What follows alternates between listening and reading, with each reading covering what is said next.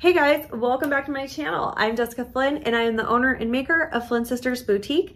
And today we're gonna be working with my two favorite things, printed vinyl and glitter.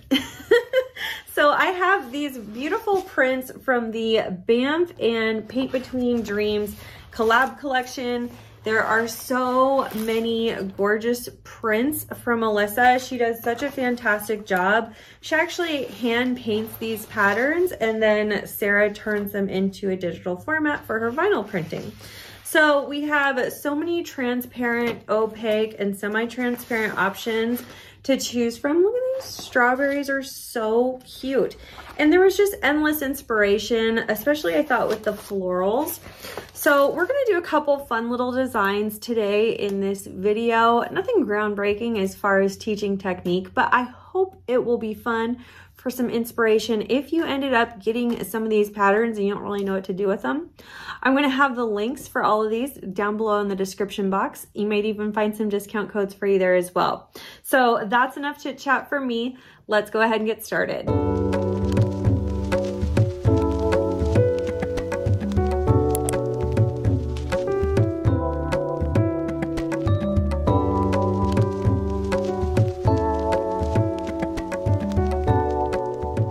Okay, so as usual, we're gonna start by prepping our cup. I've got an 80 grit sanding block here, and I'm just gonna lightly sand the sides of my tumbler, avoiding the very bottom because I'm not going to be finishing the bottom of this tumbler today.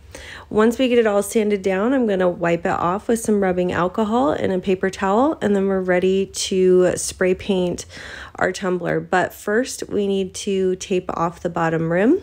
Off the bottom of my tumbler, I'm going to hold a silver Sharpie marker flat against my desk here, and I'm just going to roll the bottom edge of my tumbler against that marker. This is going to create a nice straight line down along the lowest point of my tumbler that I can go to tape off at a straight line. So I'm using black electrical tape, and I'm going to line up the edge of that tape along the marker line that we just created. I spray painted my tumbler off camera with a flat white spray paint, and I did 2 even coats to get a really nice fresh white base. And I'm going to use this lineup tool that I got from the Amy's Make Everything on TikTok. I will link their shop in the description box. I'm going to use this tool to hold my mechanical pencil steady against the tumbler while I make straight lines for all 3 color sections that we're going to have for this design. After I get my lines marked with pencil, I'm going to tape off the center section of my tumbler. Before I apply tape to an already painted surface, I always like to run it against my clothes or my desk to take some of the sticky off so that we don't pull up any of that paint on accident. I'm lining up the tape on the inside of the 2 lines that I just marked with that lining tool. Again, we want to mask off the center section of our tumbler because we're only going to spray paint the outer sections with a colored spray paint. Spray painting the outer 2 sections with Color Shots Summer Pedicure. It's a really pretty like orangey, corally red paint color. I don't know how to describe it, but it's really pretty. After that dries, I'm going to remove the center tape sections from my tumbler. Now I'm ready to apply my first coat of epoxy. We're gonna mix a good amount of glitter into our epoxy today because we want to do what I like to call the quick glitter technique. So this is gonna give us a nice smooth layer of glitter really quickly and easily. I'm using Alumilite's Amazing Quick Coat. This is their fast setting formula. And I've mixed in just enough glitter. You don't want to add too much to where you change the texture. You also want to make sure that this is a pretty generous coat. This is a 20-ounce skinny straight from Craft Haven, and I'll probably end up applying close to 30 milliliters of epoxy here. If you find that your glitter is patchy or streaky using this technique, you might have added too much glitter and made your coat of epoxy too thin for it to adequately coat the cup and get good coverage. So It's kind of a fine balance, especially when you're using a thicker cut glitter like we're using today. Once I get that applied, I'm going to hit it with my torch really quick to pop any bubbles. And then after just about 5 minutes or so, I'm going to remove that electrical tape that we applied earlier on. Let that coat of epoxy dry for about 4 hours. Remember, your dry times may vary based on the brand and type of epoxy that you're using. I'm now ready to apply my patterned vinyl. This is the transparent print from the Paint Between Dreams collection with BAMF Custom Creations. I will have it linked down below in the description box. Before we apply it to our white section, I want to use some masking tape to give me some guidelines on where we will later trim our patterned vinyl. Place this masking tape right along the outer line of this center section here on both the top and the bottom. After we've placed those tape lines, I'm going to hold my patterned vinyl up against my cup here to get an idea of the sizing that I need. I like to have about 1 inch of excess on the top and the bottom as sort of a seam allowance for myself.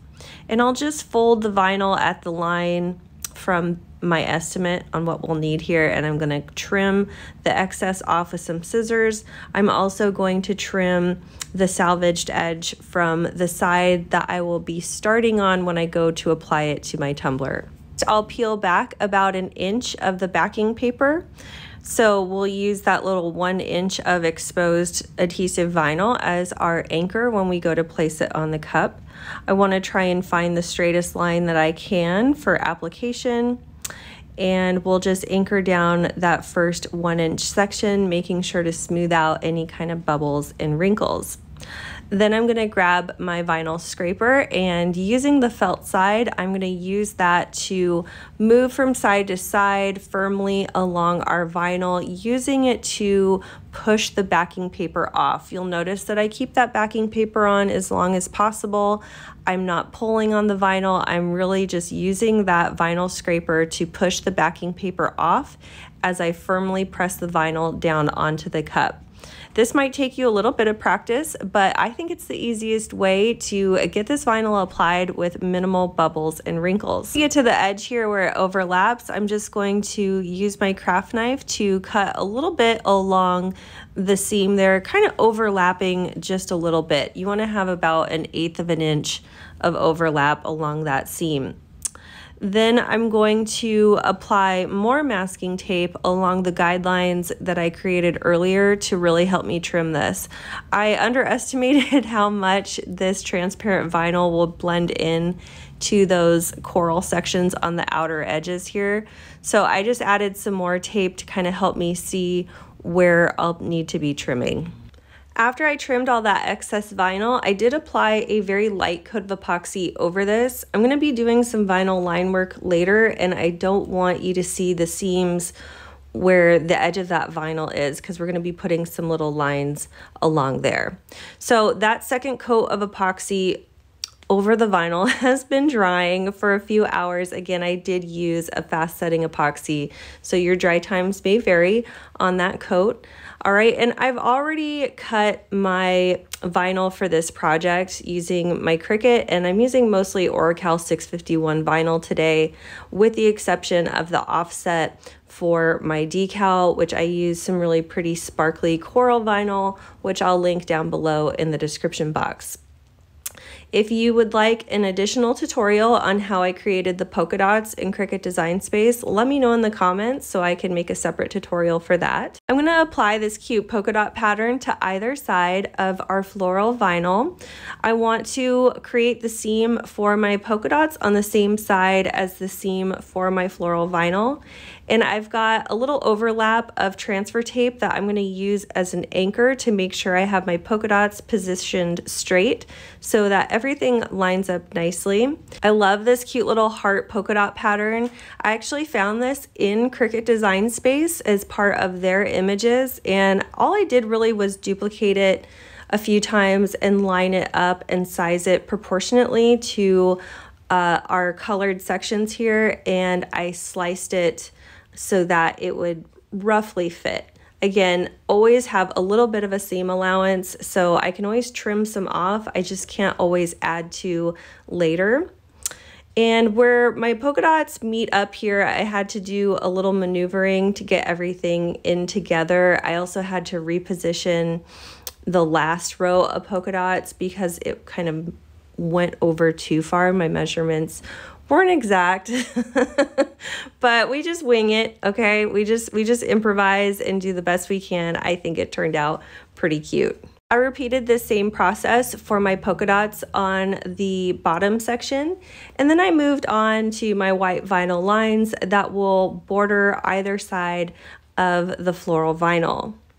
These lines I made in Cricut Design Space using the shapes feature, and I basically just sized a square shape at 11.5 inches wide by 0.15 inches tall. And then I duplicated that a few times. I like to have a little extra in case I mess up, or I could save some more for later.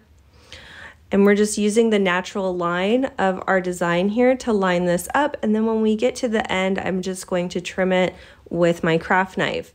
Again, lining up the seams with the same seam side as my floral vinyl. Once I've got the vinyl lines applied, I'm ready to apply my decal. I've already cut, weeded, and layered my vinyl for this cute little decal. I will have the file that I used for this linked down below in the description box. And I'm going to apply this like I normally would. I've got an overlap of transfer tape that I'm going to use to anchor my decal. Then we're going to measure twice so that we only have to cut once. What I'm measuring is against the top or bottom of two similar letters on either end of my decal to make sure that it's nice and straight. I also want to measure the distance from the back seam of that floral vinyl to the very edge of my decal because I want it centered in the front away from that floral vinyl seam. Now that my decal is centered, I'm ready to apply it. I'm going to first peel back that backing paper rather than pulling up on the transfer tape. Then I'm going to cut off half of that transfer paper and press firmly on the first half of our decal here. This is called the hinge method. Now that I've got that applied, I'm ready to move into my final coats of epoxy. As I'm applying my epoxy, I'm just avoiding the very bottom of my cup, but I do want to make sure that I bring the epoxy down past the line where our design ends. So you'll see there's about 1/8 of an inch overlap of epoxy past that paint line at the bottom of our cup. If I go any further around the corner of that bottom rim, I just wipe the excess off with a paper towel and some rubbing alcohol. This gives me the opportunity to have a nice clean finish on that bottom rim without having to tape and retape at every layer and remember to remove the tape. So it's kind of a lazy way of doing this, but it still turns out just fine. If you guys need a whole dedicated video on how to finish the bottoms like this, let me know. I'm not going to do it on all my tumblers, just on the designs that I think lend themselves to having an unfinished bottom. This also helps save me some time to get a nice clean finish without having to worry about the bottom being even and not wobbly and all that mess. I ended up applying 2 final coats back to back to get the sides of my tumbler perfectly smooth. And now I'm going to finish off the bottom. I've got some acetone and a paper towel that I'm going to clear off any kind of excess paint or little bits of epoxy that might have gotten on here. If there's any large drips of epoxy, you can just pop them off with the point of your craft knife, being careful not to scratch the stainless steel. But we really shouldn't have any excess epoxy here because remember, after every time we applied a coat, we went back with a paper towel and some rubbing alcohol to clean off any excess. Once I've got this nice and cleaned up, I'm going to take some orange or like a coral color chalk paint to base coat the bottom well of our tumbler. Craft Haven tumblers all kind of come with this indent at the bottom. You don't have to pry anything off to get to this. They just come like this already. My chalk paint is dry. I'm going to fill that little well there with some resin mixed with glitter. I've got about 7.5 milliliters of UV resin, and I've mixed just enough glitter in there. You don't want too much, but you also don't want too little. You still want the resin to be free flowing, so like not too thick, but good enough saturation so we get good coverage with that glitter. I'm going to pour a little bit into our well here, and I'm going to use gravity to kind of roll it around edge to edge of that bottom well of our tumbler. You don't want to add too much to where it's going to exceed the walls of that well, but you also don't want to add too little because we want to have good sparkly coverage. Once I have that resin smoothed out and we've got edge to edge coverage, I'm going to put it under my UV lamp for about 5 minutes. If you find that that glitter layer was like a little bit bumpy or not smooth enough, you can always put a little clear flood coat over it. Just make sure you don't add enough, like too much, because again, we don't want this to exceed the well underneath here because that could potentially cause some issues. We just want it to nest nicely into that well. So I'm going to smooth out this coat of UV resin. I'm going to hit it with my torch really quick to pop any bubbles, and then again 5 minutes under the UV lamp, and it's going to come out nice and smooth. That's it for this tutorial. I hope you guys enjoyed it. Let me know what you thought in the comments, and if you liked my video, please be sure to give us a big thumbs up, and if you haven't already, please subscribe to my channel. We upload new videos every Saturday and sometimes Wednesday if I have some time. Thank you guys so much for watching. We'll see you again soon.